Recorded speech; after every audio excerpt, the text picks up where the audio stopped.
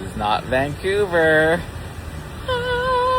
It's Manchester, and that was in their gay village, which was even better than I expected. And I wasn't even there during Manchester Village Pride. But you might be surprised how gay Manchester can be any time of year. So let me show you what my trip was like so you can consider planning your own.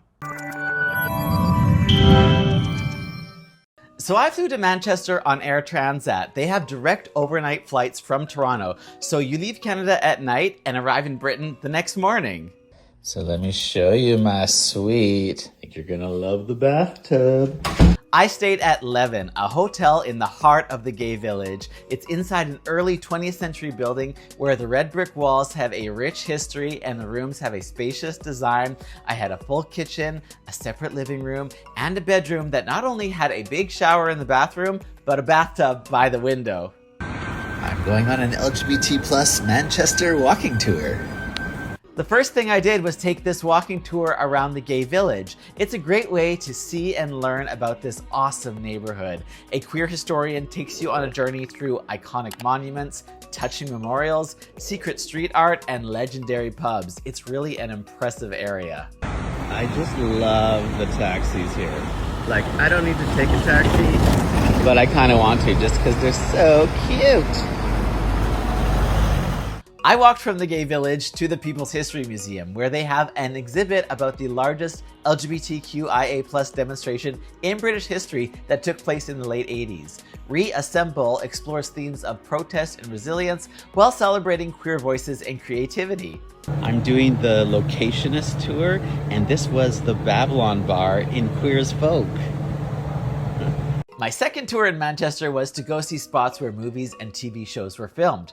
During this tour, a guide takes you around and shows you pictures of the places you're standing in when they were used as sets, so you can see them in real life. In this beautiful venue, I'm with these beautiful people. In the gay village at night, there are of course a ton of options for where you can go to check out some of the nightlife. There are basically a couple dozen or so bars, pubs, and clubs for drinks, dancing, and drag. There are no shortage of options, and there's something happening every night of the week. 2026 will be the first year for Manchester Village Pride.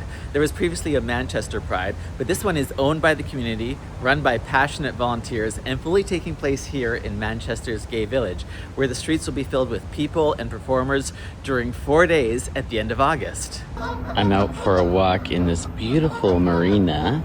I spent more time outside the gay village, but it still stayed pretty gay, like at Queer Lit, which is Europe's largest collection of LGBTQ+ literature with over 6,000 queer titles, along with a ton of pride accessories so you can shop and you can grab a drink or a bite because it's all inside this space that's shared with Social Refuge.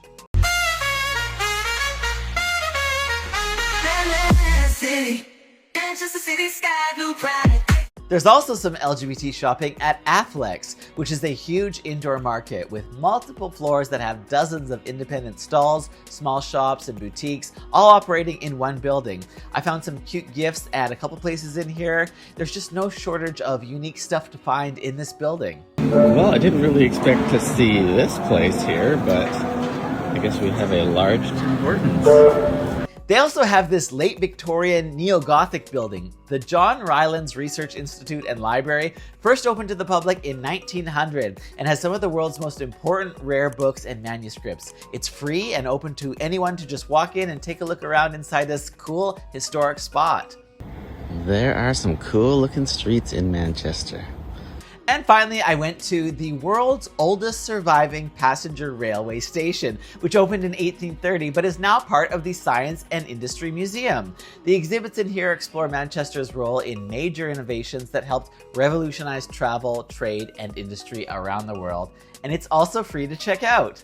And while I was in Manchester, I was able to stay connected on my phone thanks to an eSIM from Saily. It works all over Britain and many countries around the world, which is why it's my go-to when I'm traveling to avoid expensive roaming and have data wherever I go. It's so easy. You just download the app, pick a data plan for the country you're visiting, and you're connected.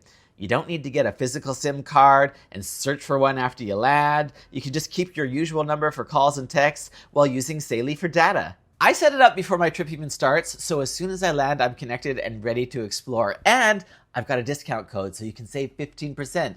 Just scan the QR code or go to saily.com/Josh Reimer, or even just put in Josh Reimer as the coupon code at checkout, and you'll see what's already a great deal get even better.